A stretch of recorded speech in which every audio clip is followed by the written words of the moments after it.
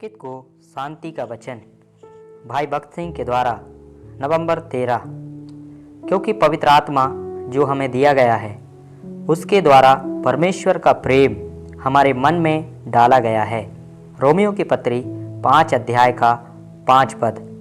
जब प्रभु यीशु मसीह ने अपने चेलों से कहा कि वह अपना प्राण देने के लिए शीघ्र ही उन्हें छोड़कर जा रहे हैं तो वे दुखी हुए।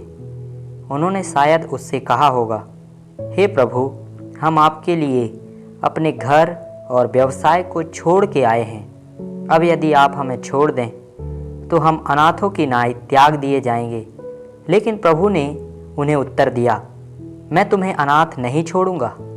या अनाथ जैसा कि अधिकृत संस्करण यूहन्ना रचित सुसमाचार उसका 14 अध्याय का 18 पद के अधिकृत अनुवाद में है, पवित्र आत्मा सांत्वना देने वाले के रूप में हम में परमेश्वर के प्रेम को उंडेलता है। जब हम अकेले होते हैं और कोई हमें प्यार नहीं करते हैं तो हम इस प्यार और सुरक्षात्मक देखभाल का स्वाद ले सकते हैं और अनाथ होने की भावना खत्म हो जाती है। इसलिए हमें यह कहने की कोई आवश्यकता नहीं है, मेरी देखभाल करने के लिए मेरे पास पिता या माता या कोई भाई या बहन नहीं है। मेरे पास जाने के लिए कोई घर नहीं है। जिनके पास घर है वे कह सकते हैं, मैं अपने माता पिता के घर जा सकता हूँ जब मैं बीमार हूँ या ज़रूरत में हूँ और वे मेरी देखभाल करेंगे। परंतु परमेश्वर ने हमें ना छोड़ने की प्रतिज्ञा की है, परंतु हमें वह सहायक भेजा है जो अपने प्रेम को हम में पूर्ण रूप से प्रकट करेगा। रोमियो की पत्री 5 अध्याय का 5 पद। पवित्र आत्मा हमें शांति देने के लिए दिव्य प्रेम लाता है और वही प्रेम हमें नाशवान आत्माओं के लिए बोझ और पतन हुए लोगों और बीमारों और पीड़ितों के लिए एक प्रेमपूर्ण चिंता देता है।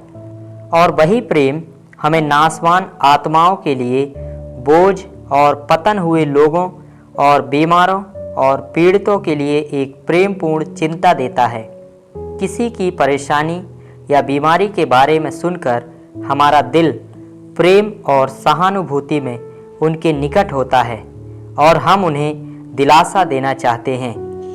उन्हें पत्र लिखकर, उनके पास जाकर और उनके लिए प्रार्थना करके हम इन कामों को औपचारिकता के लिए नहीं बल्कि इसलिए करते हैं क्योंकि परमेश्वर का प्रेम हमें विवश करता है।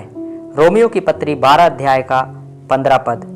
जिस विश्राम से हम स्वयं परमेश्वर से पाते हैं उसके द्वारा दूसरों को विश्राम और सांत्वना देने का विशेषाधिकार आध्यात्मिक विश्वासी का प्रमाण है।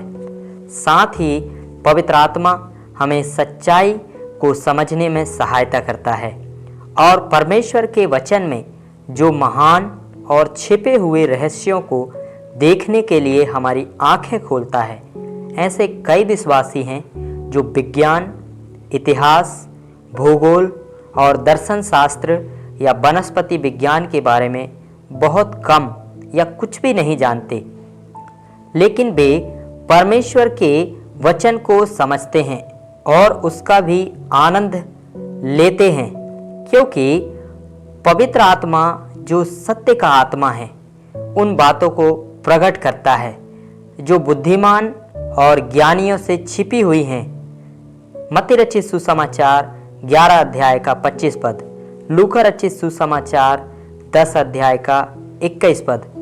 शारीरिक मसीही भजन और गीत गाने का आनंद लेते हैं और नैतिक उपदेश सुनना पसंद करते हैं, लेकिन जब परमेश्वर के वचन से गहरी बातें दिखाई जाती हैं तो वे सो जाते हैं। इसलिए नहीं कि वे थके हुए हैं, बल्कि इसलिए कि वे ना तो उन्हें समझ सकते हैं और ना ही ऐसी आध्यात्मिक बातों में उनकी रुचि है।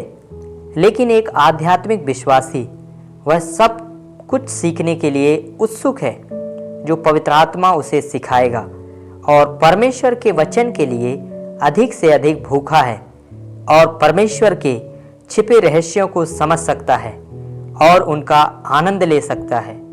यह भूख और परमेश्वर के वचन की सच्चाई को समझने की क्षमता भी इस बात का प्रमाण है कि एक विश्वासी आध्यात्मिक रूप से परिपक्व हो रहा है।